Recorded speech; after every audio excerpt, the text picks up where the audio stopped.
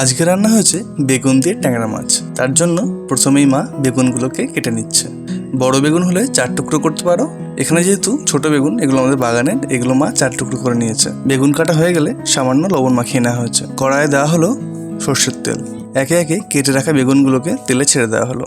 গ্যাসের ফ্লেমটা লো করে আমরা বেগুনগুলো ভেজে নেব। সেই ফাঁকে মাছগুলোকে ভালো করে ধুয়ে নেওয়া হচ্ছে। ধোয়া হয়ে গেলে মাছগুলোকে লবণ আর হলুদ মাখিয়ে কিছুক্ষণ রেখে দিতে হবে। আমাদের প্রয়োজনীয় মশলাগুলো এখানে দেখানো হয়েছে। আছে জিরে গুঁড়ো, ধনে গুঁড়ো, লবণ, হলুদ আর কিছু কাঁচা লঙ্কা। ওদিকে বেগুন ভাজা প্রায় হয়ে গেছে, আমরা এবার তুলে রাখবো। এরপর মাছগুলোকে ছেড়ে দেওয়া হলো তেলে। একে একে সবগুলো মাছ তেলে ছেড়ে দেওয়া হয়ে গেল। এবার মাছগুলোকে ভালো করে ভেজে নিতে হবে। মাছ ভাজা হতে হতে ধনেপাতাটাও কেটে রাখা হচ্ছে। এই ধনেপাতাটা শেষে লাগবে। মাছগুলোকে উল্টে পাল্টে ভালো করে ভেজে নেওয়া হচ্ছে। মাছ ভাজা হয়ে গেছে, এবার একটা পাত্রে তুলে রাখবো। এবার ফোড়নের জন্য দেওয়া হলো কালো জিরে, লঙ্কাগুলোকে কুচি করে রাখা হলো আর পুরো মশলাটার মধ্যে জল দিয়ে মিশিয়ে তেলে দিয়ে দেওয়া হলো।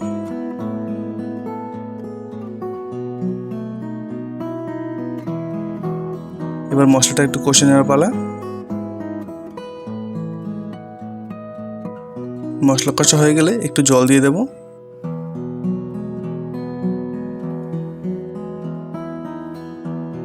জলটাকে ফুটতে দিতে হবে।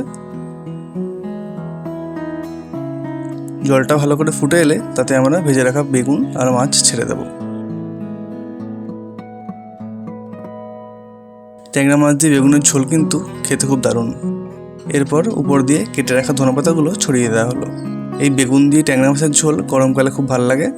গরমকালে খুব বেশি রিচ খাবার না খাওয়াই ভালো। সেই জন্য এই ধরনের কম মশলার খাবার গরমকালে আমরা খুব প্রেফার করি। আমাদের মাছ রান্না একদম রেডি। এবার একটা পাত্রে সার্ভ করে নিচ্ছি।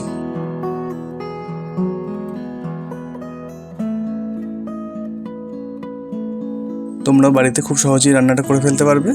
তো কেমন লাগলো তোমাদের আজকের এই রান্নাটা ভালো লাগলে অবশ্যই লাইক, কমেন্ট আর শেয়ার করবে। আর অবশ্যই চ্যানেলটিকে সাবস্ক্রাইব করবে এবং পাশে থাকা বেল বাটনটি প্রেস করে দেবে। ভিডিওটি দেখার জন্য অনেক ধন্যবাদ।